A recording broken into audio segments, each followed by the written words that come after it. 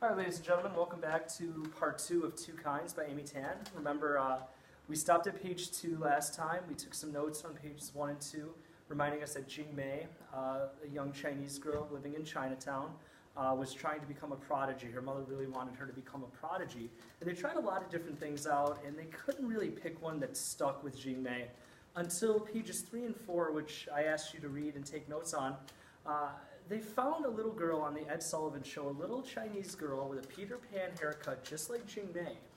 And the mother was incredibly impressed. She said she could do it better, and Jing Mei wasn't too impressed, but I think that they kind of came to a good middle ground, where Jing Mei and her mother both agreed that she would try to learn piano. Jing Mei's mother sought out a teacher because they weren't the wealthiest family, and she's trading cleaning services to an old man Chong, in order for him to teach Jing Mei the piano. So we're going to pick up on page 4, third paragraph from the bottom. It says, Mr. Chong, whom I'm secretly nicknamed Old Chong, was very strange, always tapping his fingers to the silent music of an invisible orchestra. He looked ancient in my eyes, but had lost most of the hair on top of his head and wore thick glasses and had eyes that always looked tired. But he must have been younger than I thought, since he lived with his mother and was not yet married. Now remember, this is from the perspective of a little girl. We talked about perspective earlier on, talking about how Jing Mei was able to tell this, how Amy Tan was able to tell this from two different perspectives, a small child's perspective and an adult's perspective. Right here, she figures that this guy must not be that old, but I don't know. Personally, I think that this guy's probably a little older, was never married, and still lives with his mom. I met Old Lady Chong once, and that was enough. She had a peculiar smell, like a baby that had done something in its pants. Great. And her fingers felt like a dead person's, like an old peach I once found in the back of a refrigerator. Its skin just slid off the flesh when I picked it up. It doesn't give me a good feeling. I soon found out why Old Chong had retired from teaching piano. He was deaf. Like Beethoven, he shouted at me. We're both listening only in our head. And then he would start to conduct his frantic silent sonatas. I don't know about you, but when I'm reading, I find out that this old piano teacher can't hear. Now, if you know anything about Beethoven, Beethoven was a great composer, and he was able to write this beautiful music. One of his songs I'll put in the links down below. But he wasn't always deaf. And I don't think that Old Chong was always deaf either, but Beethoven was a little bit special. He was a little bit different. We have this old man trying to teach a young girl piano, and he's deaf. All right. I don't like the sound of that. Our lessons went like this. He would open the book and point to different...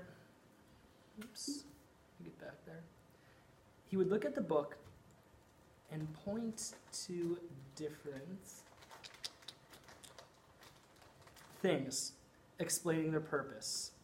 Key, treble, bass, no sharps or flats. So this is C major. Listen now and play after me. And then he would play the C scale a few times, a simple chord, and then, as if inspired by an old unreachable itch, he would gradually add more notes and running trills and a pounding bass until the music was really something quite grand.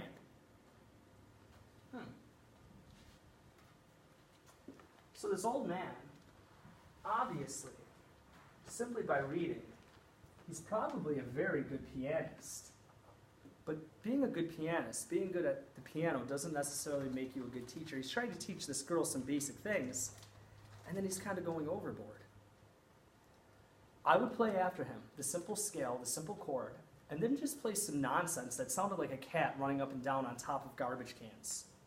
Old Chong would smile and applaud and say, "Very good, but now you must learn to keep time." Nonsense sounded like a cat running up and down on top of garbage cans. Old Chong says, "Very good." Obviously, she's not taking this very seriously. She can't be serious about this. So that's how we discovered that Old Chong's eyes were too slow to keep up with the wrong notes I was playing. He went through the motions at halftime, To help me keep rhythm, he stood behind me and pushed down on my right shoulder for every beat. He balanced pennies on top of my wrist so that I would keep them still as I slowly played the scales and arpeggios. He had me curve my hand around an apple and keep that shame when I was playing chords. He marched stiffly to show me how to make each finger dance up and down, staccato, like an obedient little soldier.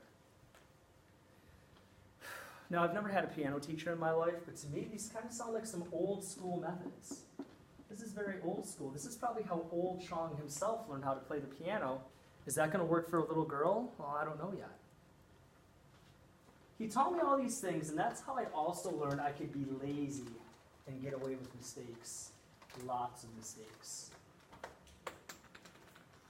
I hope that all of my students are watching these videos and taking notes along with their own copies, but you know, when push comes to shove and you're in class, and if you want to be lazy and not do the right thing, you're going to make mistakes, and after a while, those mistakes aren't going to be able to be hidden. If I hit the wrong notes because I hadn't practiced enough, I never corrected myself. I just kept playing in rhythm, and old Chong kept conducting his own private reverie. So the question that we're really going to look at is, why didn't Jing Mei give old Chong or the piano a true attempt? Why did she not try? What do you think? I think that if you think back to Jing Mei and her relationship with her mother, you'll probably be able to figure that out. She said, so maybe I never really gave myself a fair chance. I did pick up the basics pretty quickly, and I might have become a good pianist at a young age, but I was so determined not to try, not to be anybody different. I learned to play only the most ear-splitting preludes, the most discordant hymns. To me, this ties back to that scene in the mirror when she looked at herself and she started scratching that mirror fiercely. She didn't want to change. She wanted to be the person she was, even if her mother didn't approve. She wanted to be her. Over the next year, I practiced like this, dutifully in my own way. And then one day, I heard my mother and her friend Lindo Zhang, that last name, Zhang, we saw that before. That's a tie back to rules of the game. It's Waverly's mother, both after church. And I was leaning against a brick wall, wearing a dress with stiff white petticoats. Auntie Lindo's daughter, Waverly, who was my age, was standing farther down the hall about 5 feet away. We had grown up together and shared all the closeness of two sisters, squabbling over crayons and dolls. In other words, for the most part, we hated each other. I thought she was snotty. Waverly Zhang had gained a certain amount of fame as Chinatown's littlest Chinese chess champion. We're starting to get another side of Waverly here.